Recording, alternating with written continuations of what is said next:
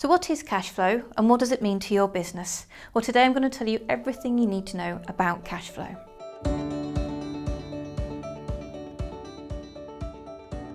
So talking about cash flow, there are many profitable businesses that go out of business because they run out of cash.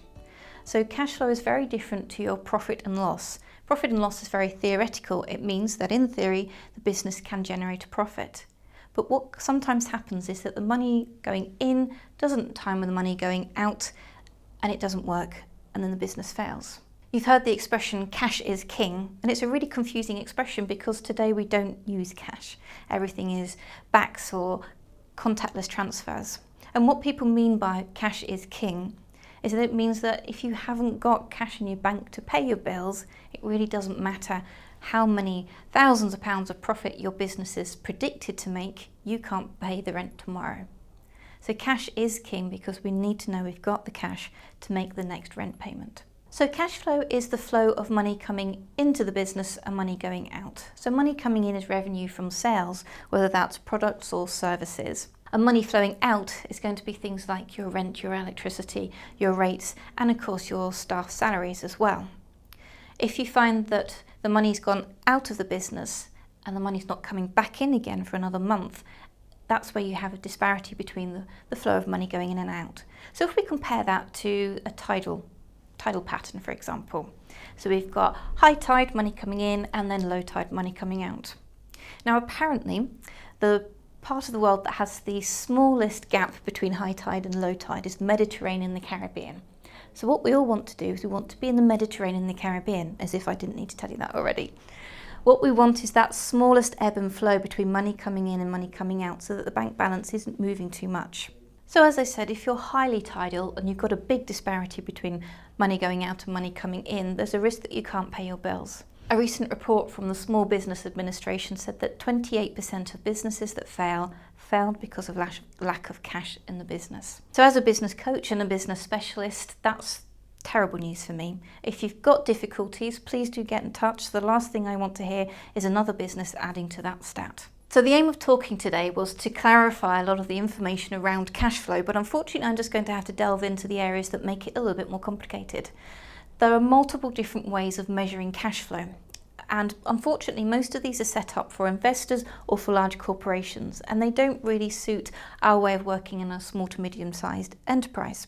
What we're going to look at instead of cash flow is we're going to look at a cash gap. Now this is the gap between you paying for something and then the money coming back in again. So this can be on two different models. Let's say to start off with, you are a business and you're selling items from stock. So in this example, we're using a stock-based business. So you place the order for your stock and then you receive your invoice and you make payment. And at this point, the cash in your bank balance drops down.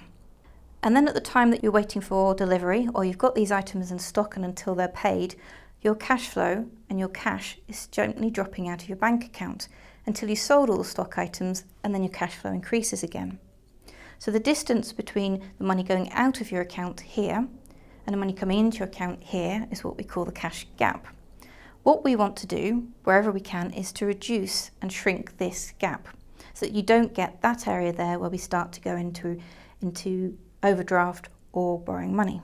And then in the second example, we're going to look at a services-based industry. So in this example, let's say that we're a software company. We've received an order for some software at this point here. And then from here, we're doing a sales proposal.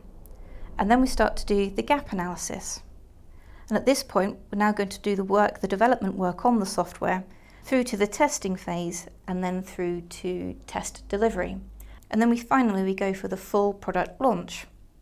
This means during the whole development phase, the money in your account is slowly dripping out and you're not going to get most of your money until the very end, until the product goes live. So you've just seen two examples of the cash flow and the models of how the cash flows out of your account. So now I'm going to look at those two examples again and suggest some ways that we can keep the cash flow more consistent and look after the flow of cash in and out of our businesses. So on the first example, you saw the distance between the cash going out of the business and cash coming back in the business. And what we want to do is shrink that as much as possible. One of the first ways you can do that is get a really good stock control system in, so that you know exactly how much stock you've got, but how much stock you need, and so that you're not holding items for too long. This helps your cash gap, but also it's going to help reduce potential damage to the stock as well, and it helps reduce the amount of warehouse space that you need. In the second example there, you saw a really long gap between receiving an order for the software and then before the product going live and when you actually get your final payment. So on that kind of model, you're going to look at staged payments so that you've got a steady influx of cash coming into the business during the process of the development cycle. So in the second example, you saw the cash gap between receiving the order for the software and then the development process before the product goes live. The standard flow of cash going in and out of the business, the salaries that keep being paid throughout the process of the development process. But by looking at the model, you may see some areas there where you could bring an influx of cash back into the business. It might be making sure that you've got a string of shorter projects or that you're taking staged payments. But I hope you found that helpful for some ideas there.